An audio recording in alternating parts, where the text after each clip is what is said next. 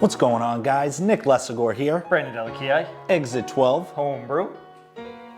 In the house. In the house. Woo! Just completed a brew day. Yep. A weekday brew day. It's a Monday. It's a beautiful Monday. A Monday fun day, weekday brew day. Spring's in the air. It got warmer much later. We were pretty much done. It's cold. You can probably see my nipples. That's okay. That's part of the appeal. That's part of the free subscribership when you hit the subscribe button on YouTube. Yep. That's part of it. Yep. Ring that bell. Hit that bell. We just finished a brew day on our selling out Blueberry Hefeweizen. We are putting this into a competition, hopefully, depending on how it turns out. We've brewed this beer. There we go. We've brewed this beer many times before. Yep. We're just dying for summer. We're dying for warmer weather, so we wanted to brew this early, and especially, we had a competition as an excuse to do it, but I need the warm weather. Need it. Sure. Yeah, no, I agree. I think I want it just as bad. Not that bad. But I'm hoping to get it soon. Need it, want it, gotta have it. Yeah. And we actually hit one of our higher efficiencies on the RoboBrew, 76%. Yep.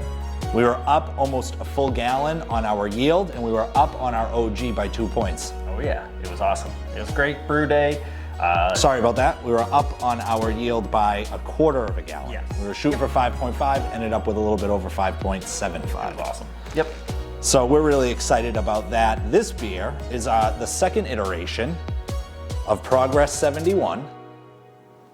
Look at that. I thought Brandon was gonna walk up with me. He decided not to. Oh, you want some of this? Kabam. Kabbalah bang. Boom. Look at that. As those of you know that have been following our channel, Progress71 is the second batch of our, experimental West Coast IPA series. Yes. The only difference between the first one and the second one, you can go back and watch the first review video. Oh yeah, it's probably a while ago, but it's Put it down in the here. description. Right there. The only difference is we didn't dry hop. The goal was to see what it would do from a flavor and aroma perspective, obviously, but also the main goal was to see how it would clarify. And in a bulb glass and a tulip glass, it's a little bit difficult to see. These are the first, I'd say, two real pulls. I did have two samples yesterday, two little 4 or 5 ounce samples, but there isn't much of a difference from a clarity perspective. Everything was done the same. The same, whirl flock was added at the same time, cold crash for 11 days the same time. So as this thing, evolves over time, these are the first two pulls, and, I did get a little greedy. I got a little greedy transferring to the keg. So I wanted to get as much as we could, ended up with just under 4.5 gallons. So I would assume that there's at least a little bit of the cloudiness is at least a little bit due to getting a little greedy on the people. So let's go in for an aroma. Yeah, sure, let's do it. So I'm definitely getting some lemongrass. I get that orange rind, that orange pithiness. Yep. A little bit of that yeast characteristic, like a clean yeast, like a Chico strain, which I think we used anyway. Now, I honestly don't smell a difference from the first to the second. So from an aroma perspective, for me, the dry hop didn't do much. Yeah.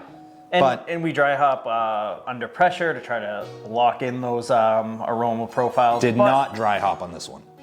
Oh yeah, we didn't dry hop on this one. Dry hopped on the first one. Dummy, that's what I meant. But he is right. We do dry hop under pressure. Yeah, no, I don't see a big difference between the two that way. This one did finish a little bit lower on ABV, around the 5.5% range, so teetering on that pale ale IPA range. Yeah. I'm excited to try this. I do get a little bit of that grassy character Brandon was talking to. Yeah, like a lemongrass. It's nice though. It's definitely got some of those more of that orange flavors. Yeah, tiny bit of grapefruit. Yeah. I'm really excited about this. We had, I could go back to the recipe, Amarillo, Centennial, and Cascade, I think. Yes, that seems about right. Yes. Just no dry hop. This is what Progress P71 is about, experimentation, baby. It is. It is all about experimentation. So let's experiment in my mouth. Okay. That's gonna be clipped somewhere, and I'm gonna save it for later.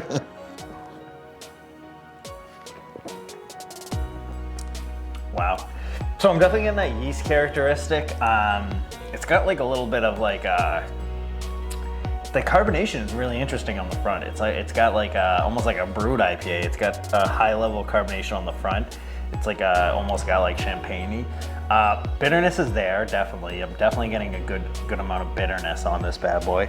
So when he speaks to that, we did use the Blickman Quick Carb to carbonate this. I kegged it yesterday and I was like, we gotta have this on tap for a video.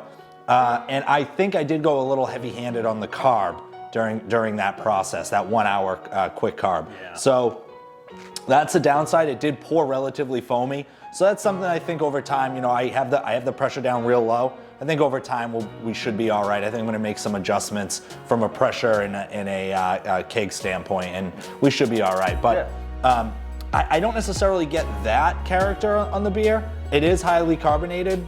I'm not sensitive to carbonation though, so it'd be, unless you're way on one end and way on the other, I'm not going to be able to tell the difference.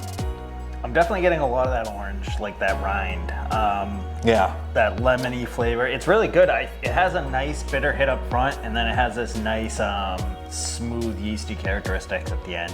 It's very refreshing. It's crisp to the mouth. Like the water profile is very much on the crisp side.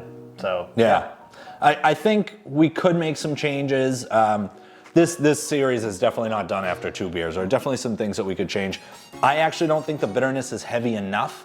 Whereas I think on the first one, I thought it was too high, and you thought it was too low. Yeah. What do you think of the bitterness now? So I definitely feel like the bitterness is there. I would say I like the bitterness the way it is here. The only thing that's throwing me off about this beer is probably the carbonation. Like I said, you're not very, prone to like tell the difference in carbonation. I can tell this is very carved, but other than that, it's damn good. It has all those orangey flavors, and then it ends really crisp and clean. So yeah, I think it's good. I don't think it's great. I'll enjoy it on tap, especially as the weather gets warmer. Yeah. I have no problem drinking this. I will say, from a yeast perspective, I would like to go in a different direction. I find this yeast to be rather underwhelming, if I'm being honest. So I'm looking for more bitterness. I'm looking for less of that yeast character, more to bring out the hops, the sweetness of the malt, and maybe the yeast to take a step back a little bit. That's just my thing. So I think on the next iteration, I would like to change the yeast. yeah, like you said, this is an experimental recipe, so we can really just sort of tweak and change things and experiment with things until we get something we really, really like. So it's definitely something we'll probably be brewing a lot during the next following year. Yeah. Similar to what we had to do with our New England IPAs, and then hopefully we'll have something that's like a finished product. Yeah, for sure. Club news, some awesome things we have going on. If you haven't checked it out, please, I implore you, go on brewtubers.com. Check out the website, join us on Discord. Yes. We lost, every year there's turnover with memberships. We're right back up to where we were, before we lost members heading into the new year. So we lost probably, 4 or 5, and I think we gained back right in that area, 4 or 5, maybe 6. So we just had 3 people join the Discord on a free memberships yesterday. I think it was 4, 3 or 4. So join www.brewtubers.com. Sponsorship news. 5 Star Chemicals, as of today, signed on for another year. Stainless steel mash paddle sponsorship. They're signed on for another year. Really excited about that. Awesome. I don't want to say much. We may have some sponsorship news down the line. Big market tease there. BMT, big market tease for the people. We'll see. In talks with some other places, and hopefully we can bring them on to the club too. Club is growing, awesome stuff. We got an experiment coming up. It's going to be a relatively exclusive experiment. So if you don't want to brew 6 to 10 to 12 of the same beer, save for like one variable, join the club. You get full access, and you get first dibs at an experiment. Yeah. So this is going to be a hop experiment.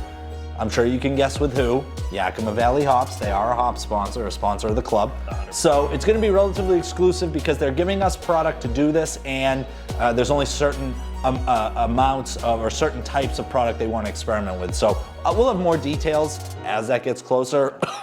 But an awesome experiment. We're really excited. Springtime is coming. It's coming. The podcast, go and check that out. New episodes every Wednesday. I don't just edit them for my own well-being. We got a lot of people that listen to that. And it's growing.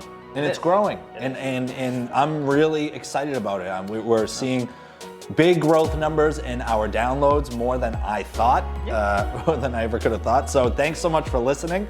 You're obviously entertained by me and a little bit of Brandon too. Yeah, whatever you say. And it's a little bit different than what we do here. It's a little bit different. So check it out, the Exit 12 Craft Beer and Homebrew Lifestyle Podcast. Yes. Yep. See ya, chumps. The old awkward sip, pause, insult ratio, just That's what it is. Bye. Venn diagram of oddness.